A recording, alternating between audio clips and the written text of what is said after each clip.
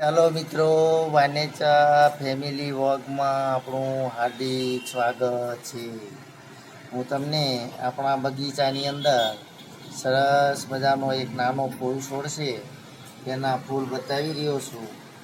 પરંતુ આ ફૂલનું નામ જો તમને આવડતું હોય તો તમે મને કોમેન્ટ દ્વારા જણાવજો મિત્રો. કારણ કે મારી પાસે ઘણા અલગ અલગ નવા ફૂલ છોડ છે, જે ઘણીવાર તો મને પણ તેના નામ આવડતા નથી મિત્રો. સરસ મજાનું ફૂલ છે, આ છોડ પણ સરસ મજાનો છે, તમે જોઈ રહ્યા છો. ફૂલ નાના ફૂલ મિત્રો સરસ મજાના આવ્યા છે, જે આપણા બગીચાની અંદર એક આપણે તમે જોઈ રહ્યા છો કે આવો એક સરસ મજાનો ફૂલ છોડ આપણે વાવેલો છે મિત્રો.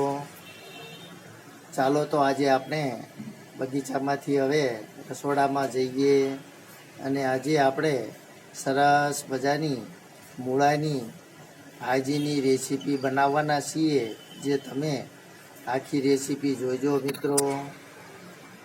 ચાલો તો આપણે હવે રસોડામાં જઈએ. ચાલો મિત્રો, આપણે રસોડામાં આવી ગયા છીએ. આજે આપણે સરસ મજાની મૂળાની ભાજી બનાવવાની છે, જે રેસીપી તમે જોઈજો મિત્રો. લીલા મૂળાની સરસ મજાની ભાજી બનાવશું મિત્રો આપણે.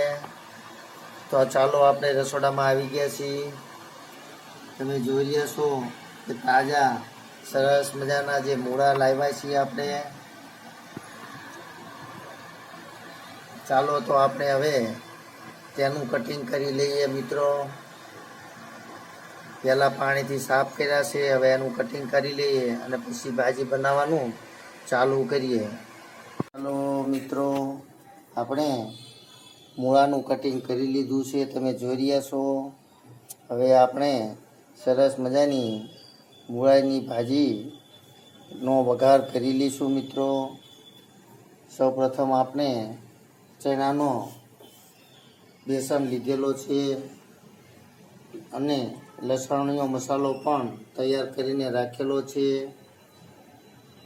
ચણાના લોટની અંદર થોડુંક તેલ નાખીને આપણે તેને બાંધી લઈશું. પહેલાં ચણાના લોટમાં એક પાવડું તેલ નાખીને તેને બરાબર મિક્સ કરી લઈશું મિત્રો. જોઈ રહ્યા છો તમે, લસણ જો તમે ન ખાતા હોય તો ખાલી ચટણી જ નાખવાની, પણ આપણે તો લસણ ખાઈએ છીએ તો એનો સ્વાદ પણ સરસ આવશે મિત્રો. તો લસણવાળો મસાલો તેમાં મિક્સ કરી લઈએ. હવે આપણે તેલ પણ મૂકી દીધેલું છે. હવે એમાં થોડી રાઈ નાખીએ, તેમાં થોડુંક આખું જીરું નાખવાનું, થોડીક હિંગ નાખવાની. હવે આપણે જે કટિંગ કરીને મૂળા રાખ્યા છે તેની અંદર નાખીને થોડીક વાર તેલની અંદર સડવા દઈશું મિત્રો.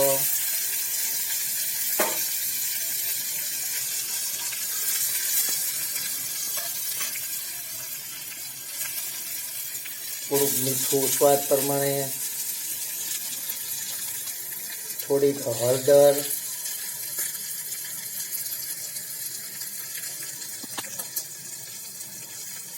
એક ચમચી ધાણા જીરું. હવે આપણે તેને બરાબર મિક્સ કરી લઈએ અને થોડીક વાર સુધી તેલની અંદર વરાળથી તળવા દઈશું મિત્રો. આપણે હવે આ ભાજી તેલમાં બરાબર કકડી ગઈ છે. હવે તેમાં આપણે જે મસાલો તૈયાર કરીને રાખેલો છે તે એમાં ઉમેરી લઈશું મિત્રો. જે ચણાનો લોટ હતો, હળદર, મીઠું, મરચું, ધાણા જીરું તેમજ થોડાક આપણે જે પૌવા પલાળીને રાખેલા હતા તે પણ તેમાં ઉમેરાશે થોડાક મિત્રો, જે એનો સ્વાદ સરસ મજાનો આવે છે.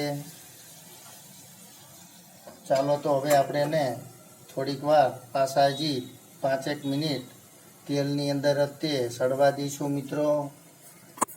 ચાલો મિત્રો, આપણી મૂળાની ભાજી થોડી પાણી ઉપર મૂકેલું છે અને તેલની અંદર કકડી રહી છે ત્યાં સુધીમાં આપણે એક સરસ મજાનો પીળો રોટલો, બાજરીનો પીળો રોટલો તેની સાથે ખાવા માટે બનાવી દઈએ છીએ. થોડું મીઠું, હળદર અને હવે આપણે બાજરીનો લોટ મિક્સ કરી લઈએ મિત્રો. સરસ મજાનો પીળો રોટલો અને મૂળાની ભાજી આપણે બનાવવાની છે મિત્રો. ભાખરી પણ તૈયાર થઈ ગઈ છે મિત્રો. ચાલો મિત્રો, પીળો બાજરીનો રોટલો તૈયાર થઈ રહ્યો છે, જે તમે જોઈ રહ્યા છો. સરસ મજાનો બાજરીનો રોટલો જે તમે ગામડાની અંદર ખાધો હોય તેવો જ સરસ મજાનો તમે જોઈ રહ્યા છો. પીળો રોટલો તૈયાર થઈ રહ્યો છે મિત્રો.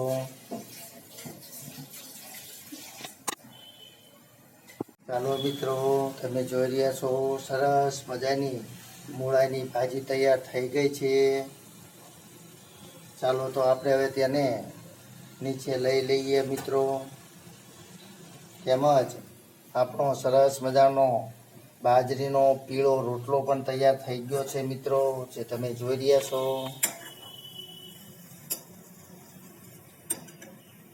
ચાલો તો હવે આપણે રોટલો પણ તૈયાર થઈ ગયો છે, ભાજી પણ તૈયાર થઈ ગઈ છે. તો આપણે હવે જમવાની તૈયારી કરીએ અને ડીશ તૈયાર કરી લઈએ મિત્રો.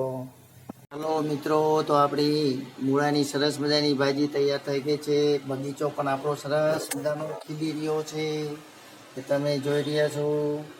સરસ મજાનું વાતાવરણ વરસાદનું છે અને આપણી બગીચાની બાજુમાં ત્રીજા માળે આપણે તમે જોઈ રહ્યા છો સરસ મજાનો બાજરીનો પીળો રોટલો, મૂળાની ભાજી, છાશ, ગોળ છે, મૂળો છે, લાલ શેકેલું મરચું છે, કેળા છે, ગોળ છે, જે આપણે સરસ મજાની થાળી તૈયાર કરી છે મિત્રો. તો ચાલો હવે આપણે જમી લઈએ. બગીચાની બાજુમાં વાતાવરણ પણ ખૂબ જ સરસ મજાનું છે, તમે જોઈ રહ્યા છો મિત્રો. કારણ કે આજે વરસાદવાળું વાતાવરણ છે, વરસાદ પણ ધીમો ધીમો આવી રહ્યો છે મિત્રો. ચાલો તો આપણે હવે, તમને પણ મોઢામાં પાણી આવી ગયું છે તો જમવા માટે ચાલો મિત્રો. બગીચામાં જમવાની મજા આવશે મિત્રો. જો તમને મારી આ રેસીપી ગમી હોય તો લાઈક કરજો, શેર કરજો અને સબસ્ક્રાઈબ કરજો, કે જેથી કરીને હું તમને અવારનવાર આવી રેસીપી બતાવતો રહું અને તમે જોતા રહો મિત્રો. ચાલો તો હવે આપણે જમી લઈએ. Bye bye. જય યોગેશ્વર ભગવાન.